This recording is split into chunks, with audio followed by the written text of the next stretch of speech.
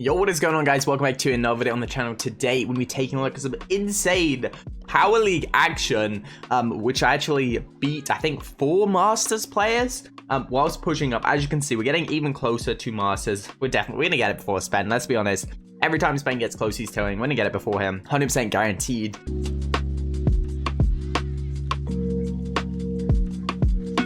You have to subscribe if you haven't already, because it means you most likely will not miss these videos, and yeah, you don't want to miss them. So make sure you're subscribing with the little bell on. Make sure you're liking the video. Make sure you're using a credit code. If you want to support me, you can use code Tom in the shop, and let's jump into the games. Okay, so I'm going to show you a little bit of the end of the pick stage here. So we got Rico, BB, Bull. They've gone with the Barley, Spike, and Red One is going to pick their last brawler. Of course, we got a pro player in this on our team.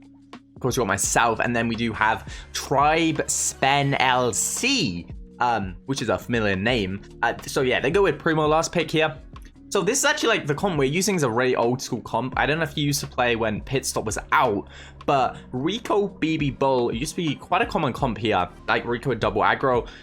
So yeah, they don't have too much damage. We need to be careful we don't let Spike onto our safe, because Spike can do 50% in like 3 seconds, so you need to be careful there. But you'll see Barley doesn't have the slow gadget, which means we can just run straight at Barley, get the kill, and we're gonna get on safe here, as long as I said, because we're the aggressive brawler, we need to play in mid. If we get 1 kill and then push up, that's absolutely perfectly fine. That's perfect. That's what I'm meant to do, right? As playing a mid. Spen's meant to get the damage, right? He's the main damage dealer. Nisso's mainly going to be on defense. I'm kind of helping with defense, but also playing on offense as well. So for me, getting a kill, that's perfect. I can't really just run on the safe. If I was Spen, then that'd be acceptable in his like position that he's playing right now, to just run straight on the safe. But as you can see, I'm just following this Barley around because that's like the best matchup for me. I get countered by Primo, also countered by Spike. So staying on the Barley is absolutely perfect. So I keep trying to get that Barley kill and then push off. Looks like I end up going down here, but we got a great lead, honestly. I can't see what's happening down there, but I know that Rico's doing a pretty good job. Just basically you just can't leave Spike in their comp on safe, and you're gonna be pretty good. You said I missed my first shot there, but we do manage to get the kill, and then our bubble is gonna finish it off for the win in the first game. So yeah, let's get into the next game. Okay, so hopping in to the next game here. So same thing's gonna happen. I don't know why they go Barley here, honestly. Like, I can just run up Barley and get an easy kill there. That time I left Barley because I kind of knocked it into Rico, so I didn't really need to do anything else. I am popping my gadget just to make sure it's still alive. Spen's gonna go down here. Again, though, I timed that perfectly. This bubble, if you're playing BB on this map, make sure you get that bubble. It's gonna do a ton of damage. We have 1 gadget left. As I said, like Barley definitely should have gone slow. Like, heals really, it's kind of overrated, to be honest, because like a slow gadget would really kind of destroy me.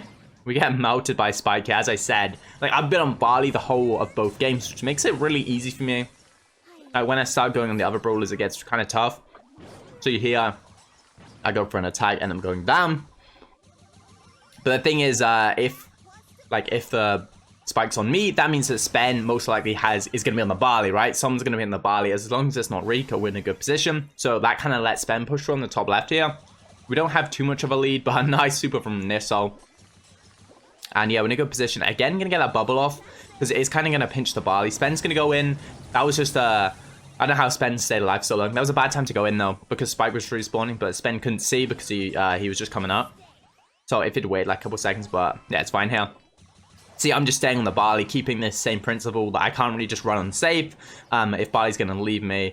And luckily, Spen's coming up here, so we can get a ton of damage. Our safe's on 20%, but we managed to end it there. Gonna beat the Masters here, which in this case, it was Lenane and Dark Angel. So that's going to be a win for us there, taking us even higher. Let's get into the next game. Okay, these are the picks. Sorry, I loaded it a little late.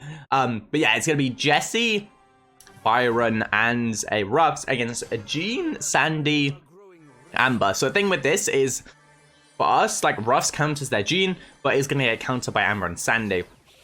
So I'm going to have to help Ruffs here with this Amber. I've gone Byron. I feel like Byron's pretty underrated. You know, he has good damage. Also, the ability to throw, like Spen, basically means that you can kill people behind walls, which is, like, pretty good in this map, because see that wall on the bottom left there by the zone? People quite often hide behind there, so it means you can kill them in important situations. But yeah, most important thing when you go to Russ is when you get the upgrades to stay alive. But as you can see, they're being really aggressive here. Sweet Fear is going to go down.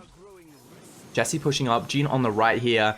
And yeah, we should be able to get this here, so we can just double tap that. Unfortunately, though, we do get set alight by the Amber, which means that we go down. We just push this Sandy. Sandy does go down there. So I don't know. It's like Byron getting so many trades here. Rups is going to yeet that upgrade over for us, which is really good. Like, we just need to stay up now, because with that upgrade, you never want to waste it.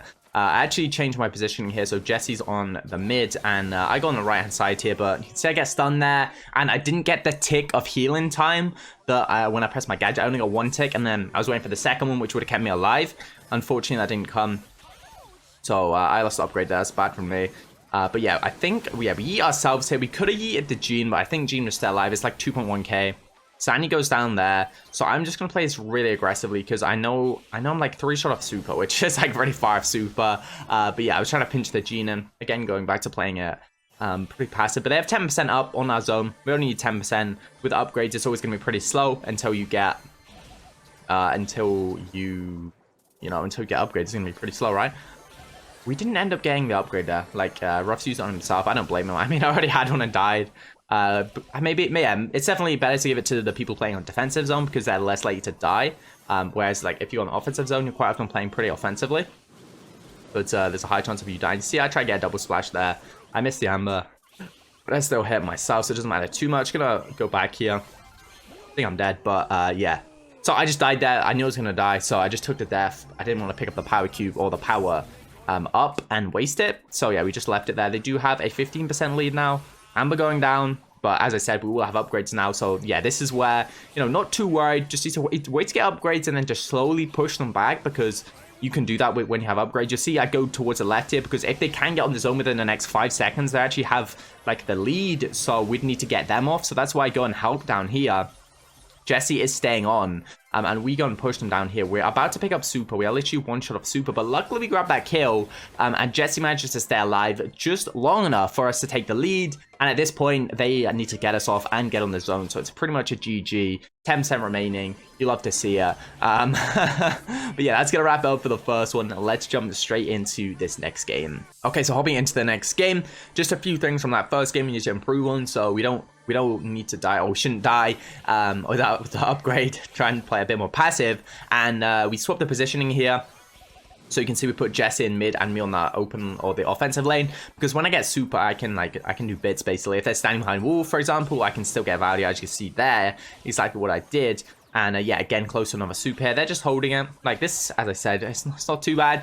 Well, like no one's really doing anything, but we're actually getting a lot of pressure there. We take down the Gene. It's just the Amber. At this point, Ruff should push up with Jesse to get control on this left-hand side here. But yeah, it's hard when you don't have VC. And yeah, it's tough to call out kills and stuff like that. But Russ gets the first upgrade here. You'll see we do get super. Deciding to take out the Gene. We are just ult-hemming right now. Same as the Amber. Byron's reload speed so slow. But luckily the Jesse turret's there, which means that Russ can pinch without another person actually being there, which is kind of really important, because if that turret wasn't there, the Sandy was still alive a lot longer. We're gonna splash ourselves here. I believe we go down. Looks like we actually managed to stay up. We still haven't got upgrades. Ruffs, again, should be giving upgrades to Jesse and Byron.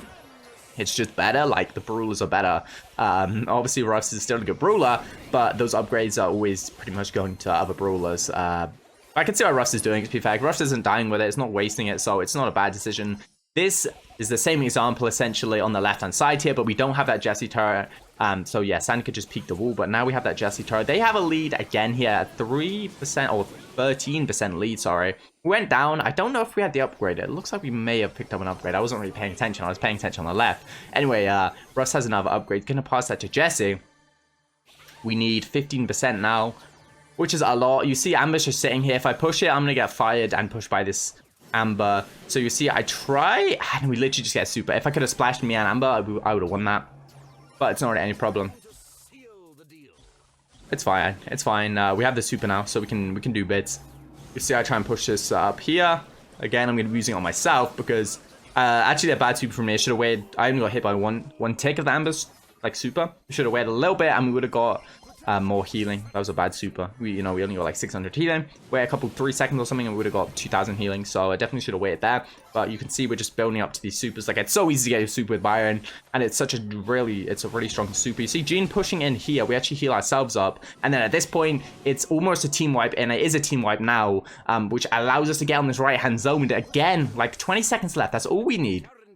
We're really not playing by like huge margins here. You see, I'm trying to hold this left hand side. I know we have to defend that because they do have the lead. But at this point, there's no way they can get on that left zone. So we just got to stay on this right zone.